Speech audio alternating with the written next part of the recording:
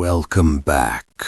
I am waiting for you to tell you this another terrifying story that came from Geylang Lorong 24, a place where even the Bomo refused to enter twice.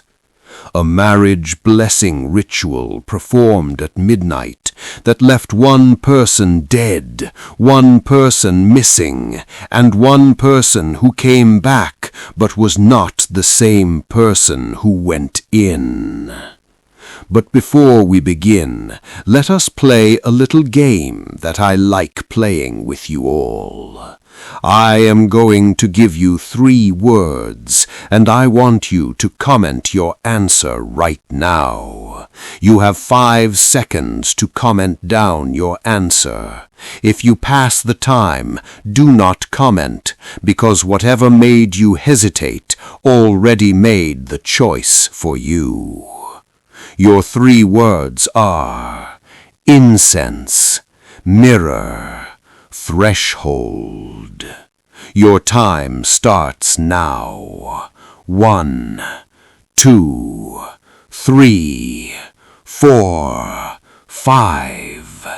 Now put your answer in the comments and remember it, because at the end of this story, I will tell you exactly what your choice says about you, and why every single person who chose the wrong word wished they had chosen differently.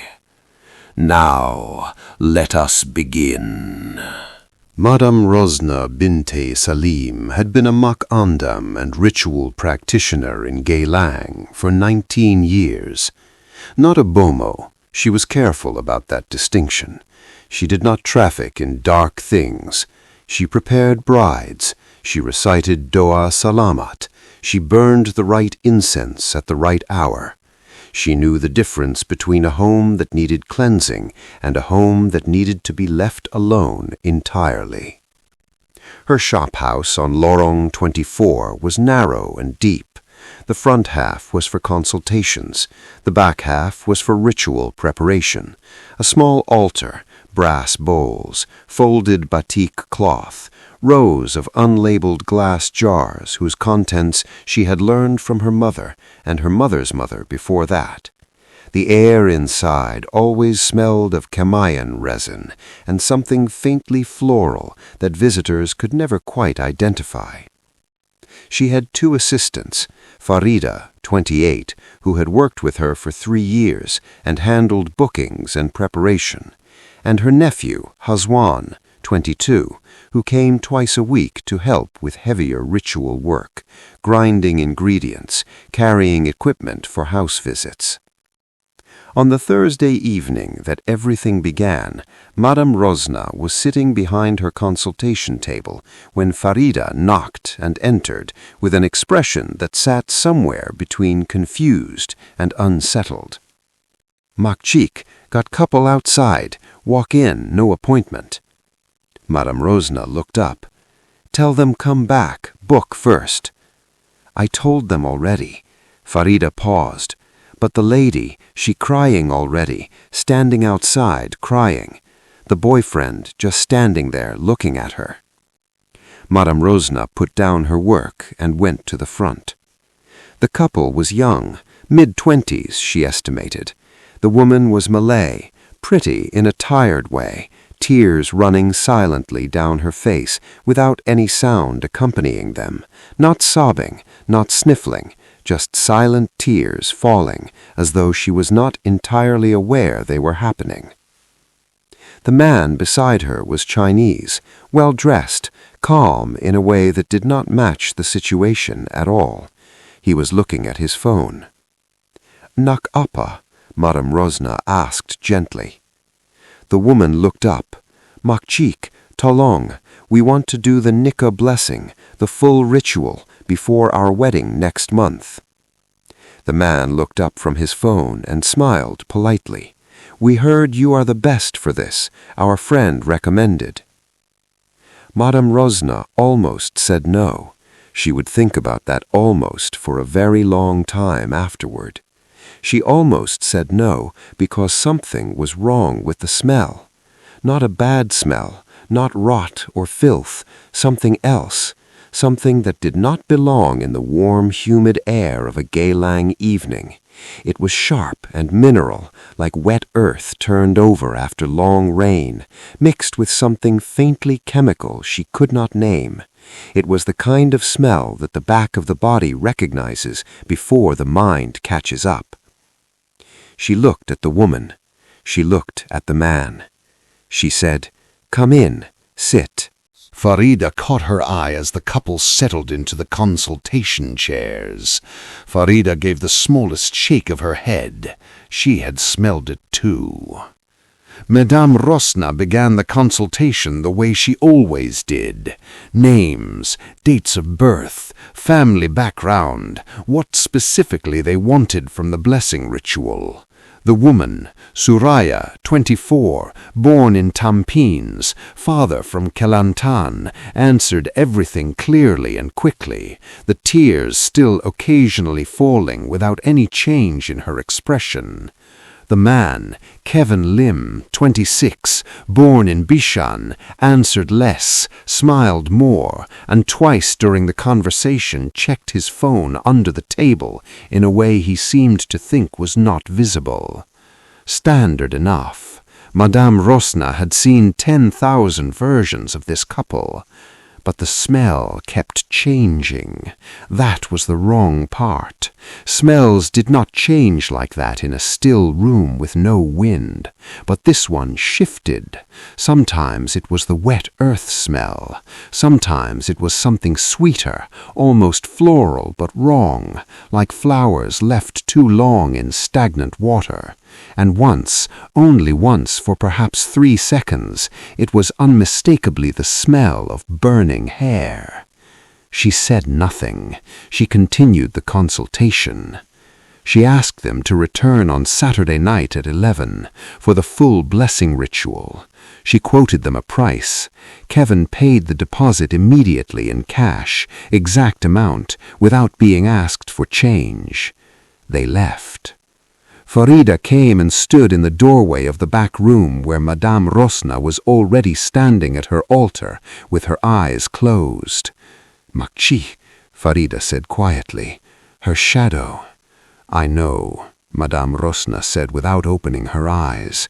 "Her shadow was the wrong size." "I know." The shadow Suraya had cast on the consultation room floor had been larger than her body. Not dramatically, just slightly, the way a shadow looks when the light source is lower than it should be. Except the light in the room came from overhead fluorescent tubes. There was no reason for the shadow to be larger. Madame Rosna opened her eyes. She said, "Call Hazwan, tell him Saturday, and tell him bring the full kit." Farida nodded and left. Madame Rosna stood alone at her altar for a long time. She burned a single stick of kemayan. She watched the smoke. The smoke rose straight up, as it always did in the still room. Then it bent, horizontally, toward the front door, toward where the couple had been sitting. Then it stopped moving entirely, hanging in the air in a shape that should not have been possible, like a frozen finger pointing. Madame Rosna did not sleep that night. She reviewed the consultation footage on her phone the next morning. She recorded all sessions on a small camera mounted near the ceiling. Standard practice for her own records. She watched the whole session twice. Suraya was there. Kevin was there. But in the footage, Kevin's chair was empty the entire time. The chair moved. It creaked when he shifted. The cushion compressed under his weight. His voice was on the audio, clear and distinct. But on camera, his chair was completely empty for the entire 40-minute consultation.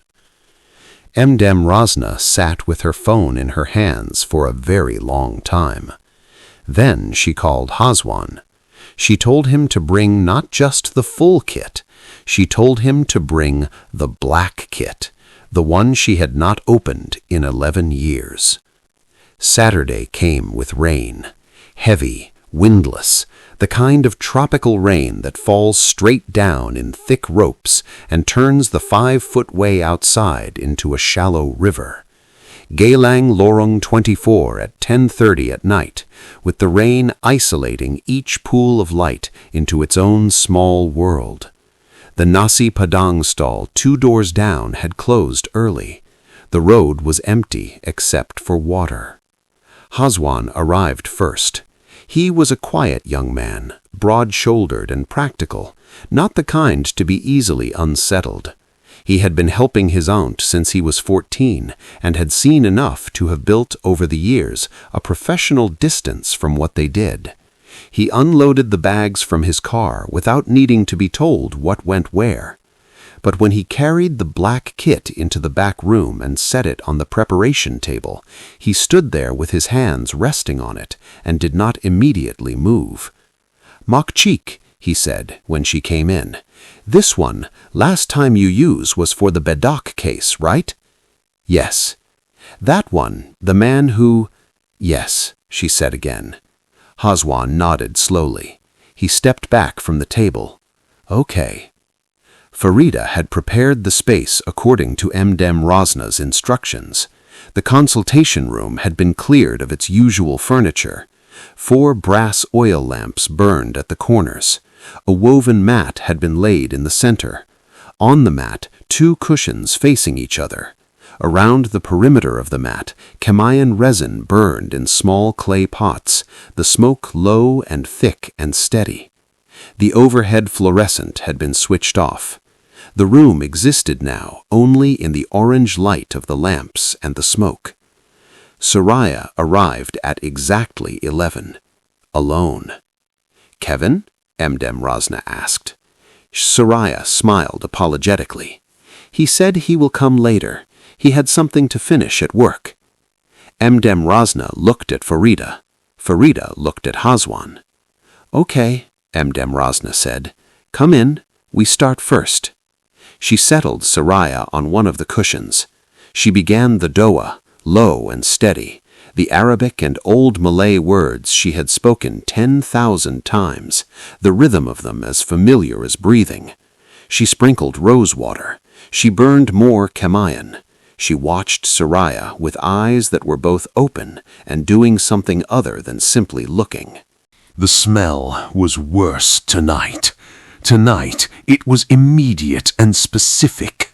Burning hair, burning fabric, and underneath both of those, something that Madame Rosna had only smelled 3 times in 19 years of practice, and each time it had meant the same thing.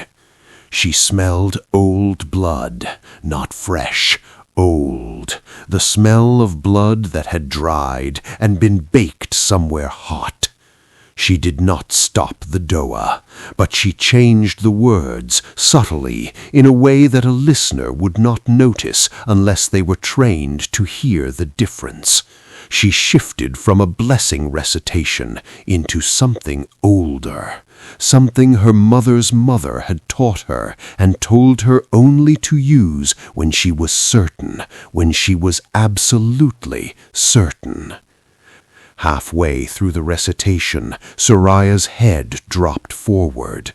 Not a faint, not sleep, the drop of someone whose body has been vacated by the thing controlling it, leaving the body to follow gravity for just a moment before something else catches it. Her head came back up slowly, but her eyes were wrong. The pupils had expanded until the dark had swallowed most of the iris, and she was looking at Madame Rosna with an expression that Soraya's face had not worn once during the consultation on Thursday. There was nothing apologetic or tired about it. There was something almost amused. Madame Rosna did not stop reciting. She held the gaze. She let the words continue to fall. From behind her, she heard Hazwan shift his weight. And then Soraya spoke, not Soraya's voice, a man's voice, lower, rougher, and with the particular flatness of someone speaking through a medium that was not built for the frequency. She is mine. She was always mine. That one outside, he is not supposed to be here. Farida made a small involuntary sound behind her. Madame Rosna kept reciting. "Who are you?" she said between verses, folding the question into the rhythm so it sounded like part of the doa. The thing wearing Soraya's face tilted its head. "She knows who I am. Ask her. She remembers the fire."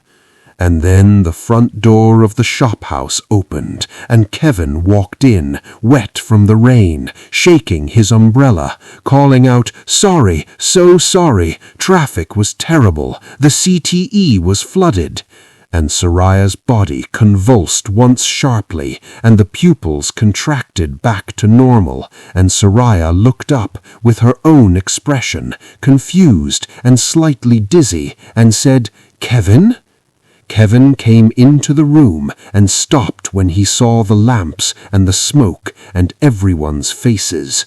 "Wah," he said. "Sorry I late, huh? Did I miss much?"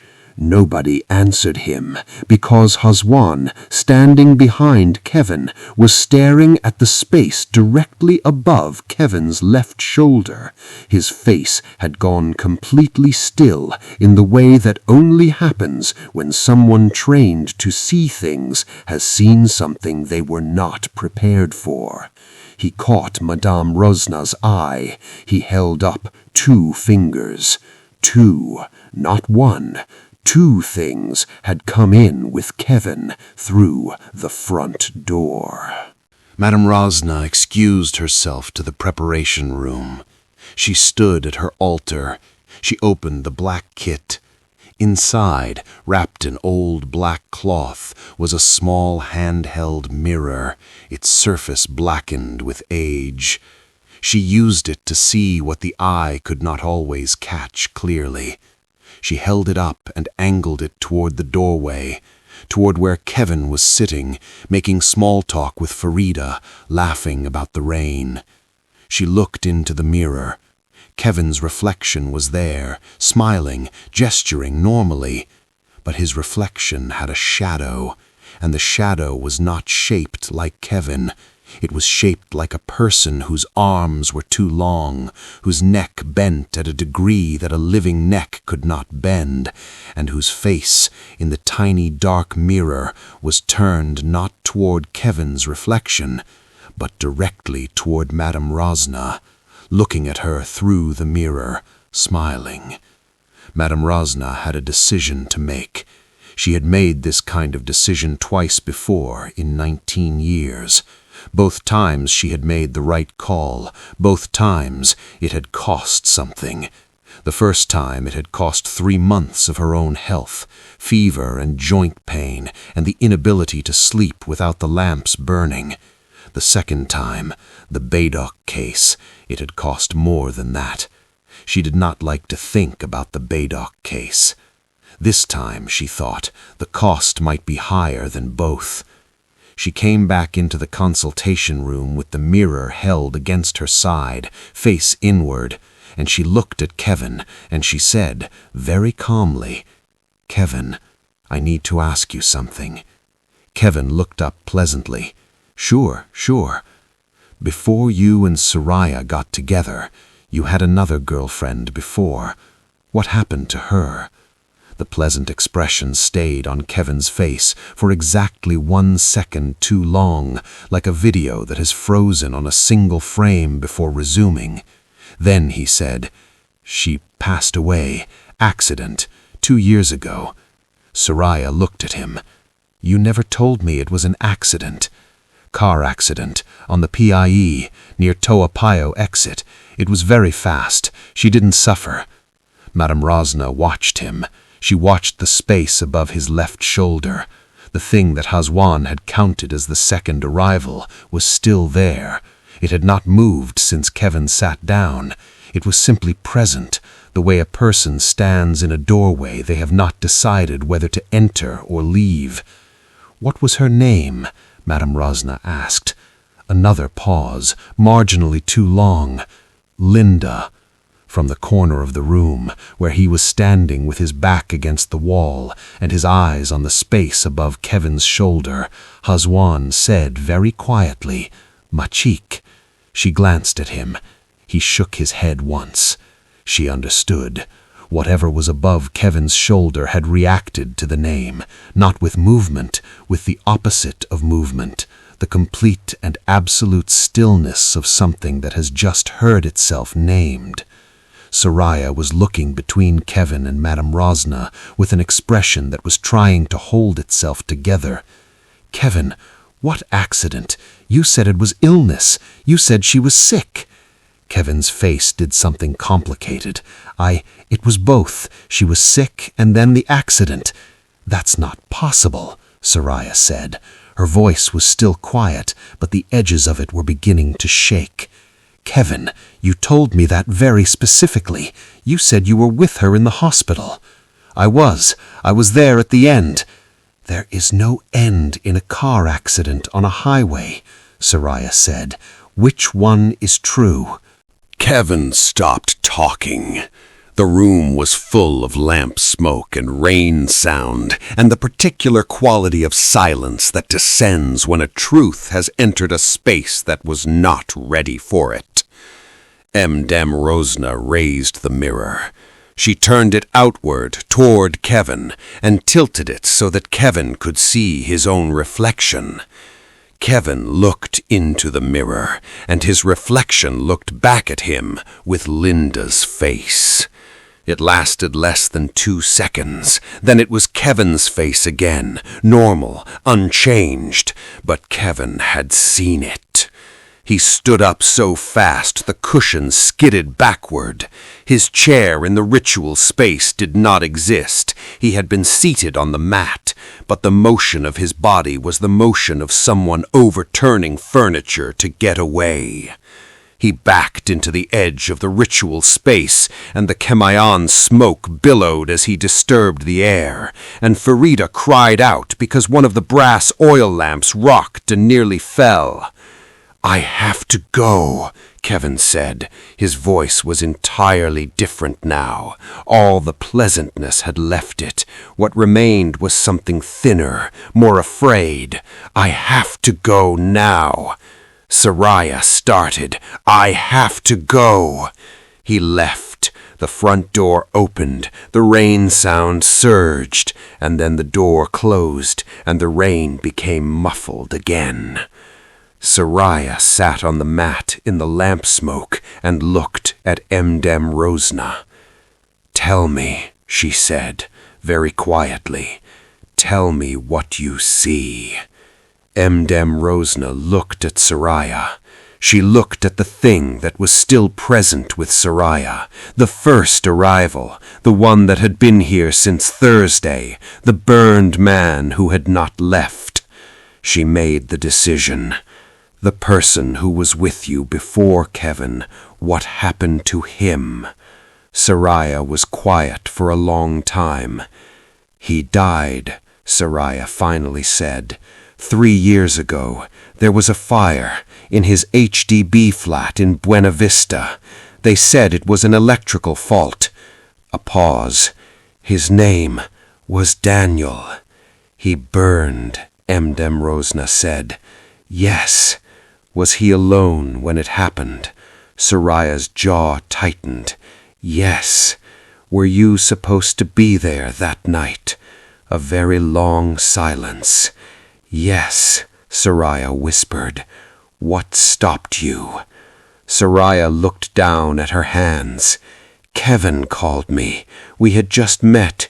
He asked me out that night, and I told Daniel I wasn't coming, and Daniel, he said okay. He said, 'Enjoy yourself.'" Her voice had become very thin. "He never knew about Kevin. He died thinking I was just busy." The burned man behind Soraya had not moved. He was simply there, as he had been since Thursday, as he probably had been since the night 3 years ago, when the smoke filled a flat in Buena Vista, and the last thing he knew was that Soraya was not coming. Mdem Rosna understood now what she was dealing with. Not a malicious haunting, not a hungry ghost seeking revenge. Something worse. A man who could not leave because the person he loved most had never told him why she left. Hazwan came to stand beside Madame Rosna. He leaned close and spoke very quietly. "Makchik, the second one, the one that came with Kevin. What about it?" "It's not Linda." Madame Rosna looked at him. "It was never Linda," Hazwan said. His voice had dropped to almost nothing. "Linda is the name Kevin gave, but what came in with Kevin, it is not using a name. It is not here for Soraya." He paused. "It is here for Daniel." Madame Rosna turned to look at the space above Soraya's shoulder, where Daniel had stood patiently since Thursday. The second thing, Kevin's shadow, the unnamed presence, had crossed the room while they were talking. It was standing directly behind Daniel now, and its hands were raised. Everything that happened next happened fast. Hazwan shouted, not a word, just a sound, the sound that comes out of a trained person when they see something move that they did not expect to move. He grabbed the black kit from the preparation room doorway and threw it open, and his hands found the iron nail wrapped in red thread that Madame Rosna used only in the worst situations, the situations her mother had described and that she had hoped to never see herself. Farida screamed, short, sharp, immediately suppressed, because the oil lamps in all 4 corners of the room went out simultaneously, not flickering, not guttering, simply gone, as though they had never been lit, leaving the room in darkness, broken only by the thin light bleeding in through the 5-foot way outside, through the front windows. In that thin gray light, Madame Rosna could still see, barely, enough. The second thing, Kevin's thing, the unnamed presence, had driven itself into the space where Daniel stood. Not a collision, more like 2 densities of the same medium meeting. The smoke in the room moved outward from the point of contact in a slow, perfect circle, like a stone dropped in still water. Soraya was shaking. She was sitting on the mat with both hands pressed flat on the floor on either side of her, and she was shaking with a frequency that was not normal, not the shaking of cold or fear, but something more fundamental, as though the ground beneath her was vibrating at a pitch that only her body could detect. Madame Rosna knelt in front of her. She put both hands on Soraya's face and held it still and looked directly into her eyes and said in Malay, clearly and slowly, "Soraya, listen to my voice, only my voice. Tell Daniel, say it out loud, whatever you never said, say it now, before this room closes." Soraya's eyes focused, barely. "Daniel." Her voice broke immediately and she had to start again. "Daniel, I am so sorry. I was with Kevin that night. I am sorry I was not there. I am sorry I never told you about him. I am sorry you died not knowing. I am sorry it was because of me that you were alone." She was crying now, properly, the way she had not cried on Thursday, with sound and with weight. "You can go. You were always good to me. You can go now, please." The smoke in the room moved again. This time it contracted, pulling inward rather than expanding outward, gathering toward a point just above and behind Soraya's left shoulder. And then it was still. Hazwan had the iron nail in his hand. He was standing perfectly still, watching the space where the unnamed second thing had been. Gone? Madame Rosna asked him without looking away from Suraya. A long pause. The second one is gone, Makchik, but the first one. She already knew from his voice. Daniel is still here. She spent the rest of the night in the ritual, the full version, the one that takes until dawn, the ancient working her mother's mother had learned from a practitioner in Kelantan, who had learned it from someone older still, a working designed not for exorcism, not for forcing something out, but for severing, for cutting the thread that keeps a spirit tethered to the living person they cannot stop reaching for. It required blood, a small amount from Suraya's palm pressed to the central brass bowl. It required the recitation to continue unbroken for as long as the spirit remained present, meaning Emdem Rosna could not stop, could not rest her voice, could not lose the thread of the words for the entire duration, or the working would collapse and would need to be begun again from nothing. It required, finally, for the person being released to call the spirit's name 3 times, clearly, and then to say, "I release you," and mean it without any part of themselves holding back. Farida brewed coffee at 2 in the morning and brought it to Hazwan, who was holding the iron nail and watching the air. She brought a glass of water to Suraya, who was sitting on the mat, pale and exhausted and not sleeping, because Emdem Rosna had told her not to sleep, not yet, not until it was done. The recitation continued. At 3:40 in the morning, Suraya called Daniel's name 3 times. She said, "I release you." The Kamayan smoke, which had been burning from fresh cones Hazwan had lit after the lamps went out, rose straight up and then dispersed horizontally in a perfect radius, touching every wall of the room simultaneously. Hazwan exhaled. "Pergida," he said quietly, "gone already." Emdem Rosna stopped reciting. The silence in the room after the recitation stopped was the most complete silence she had ever heard. Not empty, full, the way a space feels when something that has been present for a very long time has finally, genuinely left. Suraya sat on the mat with her bandaged palm in her lap and her eyes closed. They stayed like that until the first call to prayer came in from the mosque 3 streets away, threading through the pre-dawn air of Geylang. Then Emdem Rosna told Suraya she could go home. Suraya left at 5:15 in the morning. She took a grab. She did not say much before she left, except "thank you," and she said it in a way that meant something larger than the word could hold.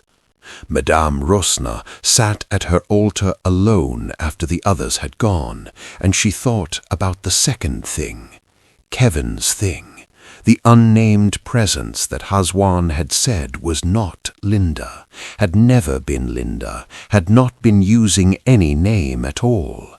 She had not told Suraya about it.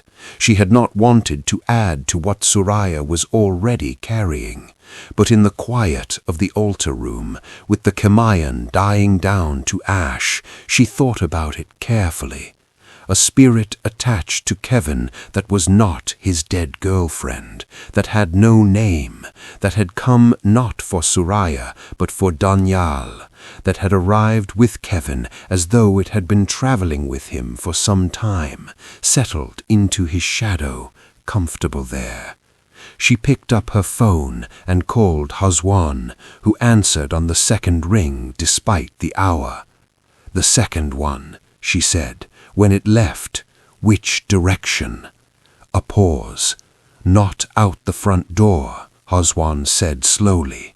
"I thought it went into the floor, but, Makchik, now that you ask, I am not sure it left." She was quiet.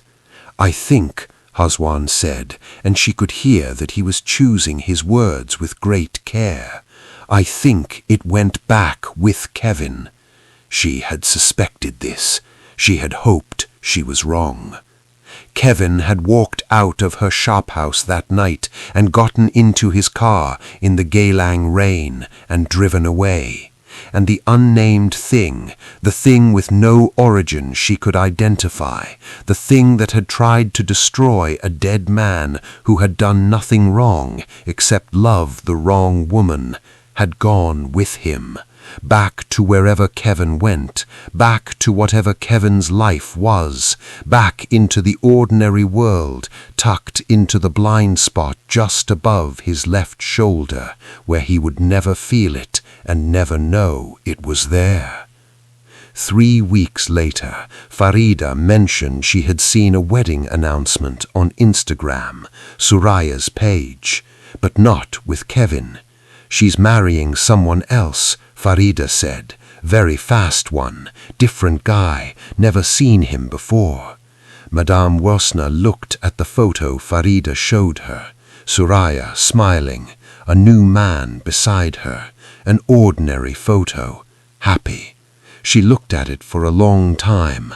Then she zoomed in on the new man, on the space just above his left shoulder. She put the phone down. She did not tell Farida what she saw.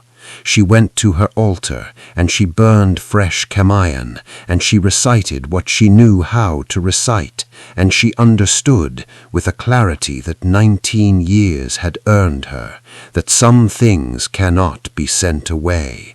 They can only be moved from one person to the next, from one life to the next, patient and unnamed and completely invisible to everyone they travel with. Daniel was free. That was the only good thing. Daniel was finally free. Everything else was already somewhere else, already waiting, already watching someone new from just above the left shoulder. And that someone would never know. So, let us go back to the beginning, to the game we played. If you chose incense, you are someone who believes that ritual can fix what life breaks, that the right words at the right hour can set things right. Madame Rosna believed this too, for 19 years, and she was right. The ritual worked. Daniel was freed, but the ritual only ever addressed what she could see, what she could name. The thing she could not name, the thing with no origin, that one walked out of her shophouse untouched. You cannot burn away what you cannot identify. And you chose incense, which means some part of you already knew that what you are trying to fix has a part you cannot yet see. If you chose mirror, you are a witness. You see the reflection before you see the thing itself. The mirror in this story showed Kevin's face replaced by a dead woman's face, but what the mirror could not show was the unnamed thing standing behind Kevin's reflection, watching the mirror being used, learning what it revealed. Witnesses see more than others, but there is always one layer deeper that the mirror cannot reach. You will spend your life seeing almost everything. Almost. If you chose threshold, you understand that some crossings cannot be uncrossed. Kevin crossed a threshold the night he called Suraya away from Daniel. Suraya crossed a threshold when she answered. Daniel crossed the final one alone in a burning flat in Buena Vista, in the dark, thinking she was just busy. And the unnamed thing, it crossed the threshold of Madame Rosna's shophouse that Saturday night in the rain, and it crossed it again on the way out, and nobody stopped it, because it knew how to look like it belonged. It knew how to travel with a person in a way that felt like nothing, like ordinary air, like the normal weight of being alive. You chose threshold because some part of you has already felt that weight, that thing that travels with you that you cannot quite explain, that you have decided is nothing, because deciding it is something is worse. Good night, and I will see you in the next one.